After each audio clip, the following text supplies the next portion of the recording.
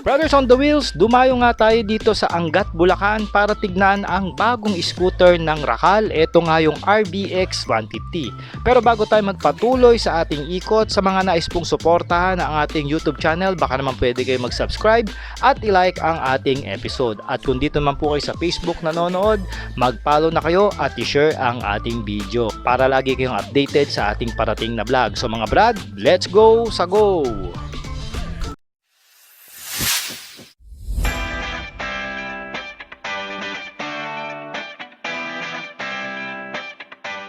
Mga brothers, available na sa Shopee ang ating riding jersey at iba pang mga riding gears na ginagamit natin. Nandyan yung link sa gilid ng video. Let's go! Sa go! What's up mga brothers? Welcome back sa ating walk-around review. Dumayo tayo ngayon dito sa RHC Angat, Bulacan branch. No? So ito po yung pinaka parang main store ng Racal Autobuy at saka po yung mga ibang binibenta nilang mga products katulad po ng Glee Aircon, mga refrigerator, appliances, furniture, three wheels nila at mga kung ano-ano po, no? So ito na po mga brad, dadayo na tayo sa mga branches nila sa buong Pilipinas, especially rito sa Luzon area para po mag-review ng mga motorsiklo nila and also yung mga iba pa nilang sasakyan na binibenta mga brothers. Okay, so ngayon mga brad, kung gusto niyo itong puntahan, Google Map nyo lang, RHC Bulacan, Angat, Bulacan. Yan po, madali nyo naman matatagpuan yan, especially mga taga dito sa Bulacan. May Google Map naman para hindi kayo maligaw. Alright, so mga brad, ang iikutan nating motor ngayon, yung kakalabas lang nila na scooter, no? Etong motor na to, hindi na kayo bago o hindi na sa inyo bago mga brothers. Dahil po ito may mga sa ibang brand meron na rin, particularly yung Euromotor, Motorstar, no, FKM. So may ganito na rin po silang model na inspired sa version 2 ng Yamaha Aerox. Tapos itong si Racal naglabas na rin ng kanilang brand o kanilang model. So ito may model name na Motopino RBX 150 mga brothers. Ayan, no. So, di ba gwapo rin sa tatlong kulay, gloss red, gloss black at saka gloss white. Alright, so pinagtabi-tabi ko na para may idea kayo kung ano yung kulay na magugustuhan nyo dito sa model na ito. So mga brad, mag-ikot muna tayo ng 360. Ikutan natin siya para at least makita nyo po ng maganda o buong anggulo yung motorsiklo. Alam nyo, pagka ganyan yung grab bar, di ba? So ako personally mas gusto ko yung gusto ko yung black. Sa akin lang pero kayo comment nyo kung ano yung nagustuhan nyo yung kulay. Start tayo dito sa Bukana mga brad. So meron tayong appointed dito na fairings pagdating sa handlebar na adjustable po ang ating mga brake levers dito. Okay, so meron tayo ritong masungit na daytime running lights. At syempre naka LED lights ang ating mga ilaw natin. So 4 LEDs po ito, dalawang low beam, dalawang high beam, no? Naka conventional telescopic port po ang ating front suspension dito. Fender check, pwede na. Ayan, flexible. At syempre yung pintura dito I can say na quality naman, no? Ang gusto ko pa rito, combination braking system ang sistema ng preno niya. So it means pagka nagpreno kayo dito sa likod, sumasama yung unahan, no? Naka disc brake na rin tayo rito, syempre pa. At meron tayong tire size dito na 100 by 80 at 14 inches na wheel mags. Naka tubeless na rin po ito. So yung turn lights natin mga brothers nandito na rin sa baba. Ayan. Bulb type lang po yan pero pwede nyo upgrade. It's up to you. Pero yan, maliwanag na yan mga brad. Pagdating naman sa kanyang riding ergonomics is upright po ang ating riding position dito. Malaki-laki rin ang kanyang tatapakan para sa ating mga paa mga brad. At ito po ay bibigyan tayo ng komportableng riding position. At syempre malaki rin ang ating turn radius dito. Kaya naman hindi tayo mahihirapan magmanubra kahit sa mga maliliit na parkingan o mga pasilyo. Meron nga itong seat height mga brothers na 790mm at meron itong taas pagdating sa kanyang ground clearance na umaabot po ng 110mm. At para naman sa kanyang bigat, meron po itong curd weight na around 140 kg. Kaya naman po sa mga magra-ride ng motor na ito, sa mga 5'5 pababa dyan na katulad ko na rider, hindi po kayo mahihirapang i-manage ang scooter na ito. Yan nga ang Racal RBX 150. Okay mga brother, side profile naman ang makikita natin dito, meron siyang sticker na RBX. Then meron na naman din dito Alright, and then may sticker din siya dito na RBX. Wala silang nilagay na 150 rito mga brothers, no? So ito yung ating floorboard, maliit lang po dahil nandito yung tangke. May matings na rin yan, rubber. At ang tapakan ng ating pillion, no? Okay naman, aluminum yan.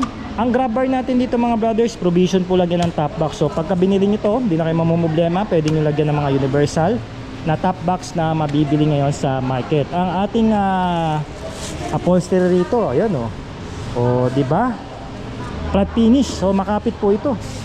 Ayan, saka malapad. Stitches niya double, isang white, isang black. Ayan. Hindi na natin mabuksan, hindi siya activated eh. Tapos ito po yung susian.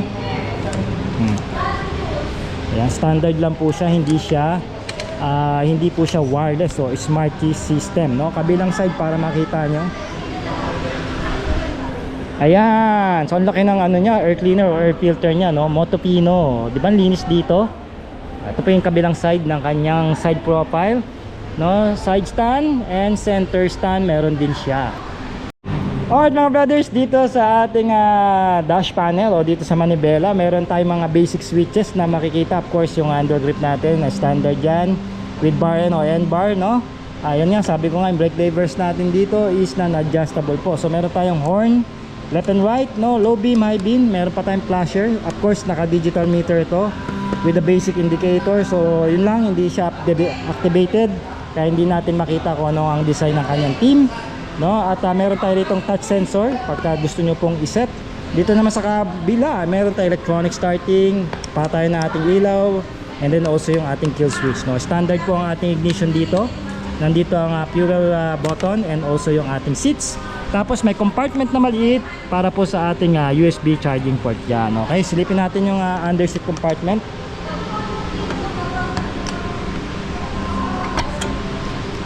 So ayan mga brothers, pwede itong maglagay ng helmet. I guess mga half face. Kung full face po, alanganin, hindi na magkakasya. Pero kahit pa paano, may compartment siya, pwede nyo paglagyan ng inyong mga gamit. So ito po yung battery and also yung kanyang side mirror, okay? Sa makina naman mga brothers, meron itong conventional na GY6 engine ang nilagay dito ng Racal. Meron itong 149cc to be exact, na isa po ang kanyang cylinder. Single overhead cam po ang kanyang cam profile, na dalawa ang kanyang valvula. Of course, naka-air-cooled lang po ito dahil mababa lang po ang kanyang compression ratio. Habang ito ay kayang dumulo ng 11.5 horsepower at 7,500 RPM at umaarangkada ng 12.2 Nm of torque at 6,500 RPM. Syempre pa, fuel injected na rin to, kaya naman ito ay may katipiran pagdating sa gasolina na pumapalo ng 35 to 40 km per liter, ayon po yan sa papel. At ito mga brothers ay automatic na rin dahil isa nga itong scooter. Going dito sa likod mga brothers, mas matutuwa kayo, no? Meron tayo rito inspired na taillight pagdating sa likod, no? Yan, gayang-gaya sa Yamaha Aerox version 2 mga brothers. And also ang ating muffler dito, single exit po yan, upright yan. Maganda ang ating tabas dito ng fender o heat guard, no? Ang gusto ko dito, naka disc brake mga brothers, ayan, no? Tapos dual shock tayo rito, suspension at adjustable ito mga brad. O kita nyo, diba? Ang gulong naman natin dito mga brothers on the wheels ay may tire size na 120 by 70 at 14 inches wheel mags. Tubeless na rin ito mga brothers. So ayan o. Okay. So pagka puti, puti rin yung mags. Pag black, black. And then red. So si black na iiba lang, matte finish po. Hindi siya gloss. Kasi yung dalawa gloss na eh, no? Ayan o. Ganda o. Lagay ng ating plaka. May ilaw. Turn lights natin dito mga brothers is flexible po. And ito po is valve type pa. Mahaba ang fender. May reflector. At quality yung rear fender niya rito mga brad. Ayan o. Napiplex lang. Okay, di ba? Available mga brothers ang RBX 150 ng Racal sa mga branches nila, especially dito sa Luzon. Sa area po yan ng Bulacan, Zambales, Bataan at syempre pa sa Dasma. At alam ko kabubukas lang din yan sa Cabanatuan at parating na rin po sa Pangasinan. At ngayon mga brothers, meron itong updated price para ngayon sa 2026 na 89,000 pesos. Maaari po kayong mag-PM sa ating Facebook page or tumawag sa ating cellphone number kung interested po kayo mag-apply ng cash or terms, pwede po kayong ma-assist at mag-comment po kayo ng yes kung nagustuhan nyo po itong sporty style scooter ng Racal. Ito nga yung RBX 150. At once again, ako po si Sork Moto, ang inyong ahente pagdating sa motorsiklo na legit at maaasahan. Alright! Cook it.